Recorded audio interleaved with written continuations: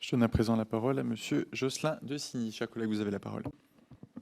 Merci, Monsieur le Président. Madame la Ministre, merci pour votre présence. Donc, Jocelyn Designy, député de l'Aisne, secrétaire de la section française de l'Assemblée parlementaire de la francophonie et de l'Association parlementaire de lutte contre le wokisme.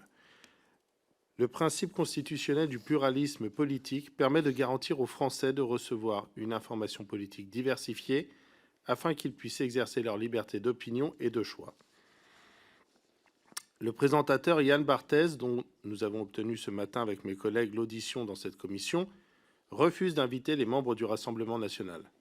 Pourtant, le 7 mars dernier, l'ancien ministre et ancien porte-parole du gouvernement Olivier Véran, invité sur son plateau, l'a félicité et même encouragé les autres médias à boycotter les représentants du peuple que nous sommes, allant ainsi à l'encontre de toute règle démocratique qui régisse notre pays. En effet, parmi les obligations auxquelles sont assujetties les chaînes ayant des fréquences gratuites, toutes les chaînes de la TNT, figure aussi celle d'assurer la pluralité des expressions sur les sujets prêtant à controverse. Dans la même lignée que son confrère, votre prédécesseur a menacé le 23 janvier dernier 2 chaînes de la TNT, C8 et CNews, de se voir retirer leurs fréquences parce que, d'après son appréciation, elles n'assureraient pas le pluralisme politique attendu. Pourtant, à contrario de M. Barthès, ce sont ici les intervenants qui refusent de se rendre sur les plateaux et non l'inverse. Madame la ministre, votre franc-parler est unanimement reconnu.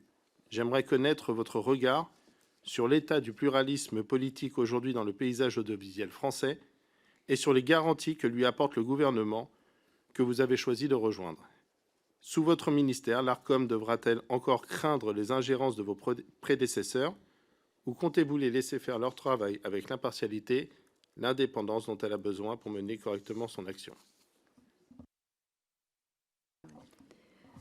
Alors d'abord, comme vous avez pu remarquer, moi je ne m'inscris pas sur les commentaires qu'on peut faire. Les retraits d'autorisation relèvent, c'est la seule compétence de l'ARCOM. Donc moi, je n'ai pas à me prononcer là-dessus. C'est à l'ARCOM d'apprécier. Et je peux vous dire, si vous parliez de propos directs, même si des chaînes ont pu connaître de sanctions ou de mise en demeure, ça ne présume pas par avance qu'elles ne puissent pas être renouvelées, enfin que leurs autorisations ne puissent pas être renouvelées. C'est-à-dire que vous pouvez avoir été sanctionné et que l'autorisation soit renouvelée. Donc ça, c'est la seule compétence de l'ARCOM. Et moi, je laisse cette compétence à l'ARCOM. Ensuite, vous parliez sur le pluralisme. Tous les médias sont, audiovisuels ont une obligation de pluralisme. Et donc, c'est à l'ARCOM, évidemment, de veiller à cela. Et donc, s'il y a une saisine, l'ARCOM décidera, prendra les mesures nécessaires pour que tous les médias, et en particulier sur les chaînes TNT qui ont ces autorisations, respectent ce cahier des charges et ce principe. Je donne la parole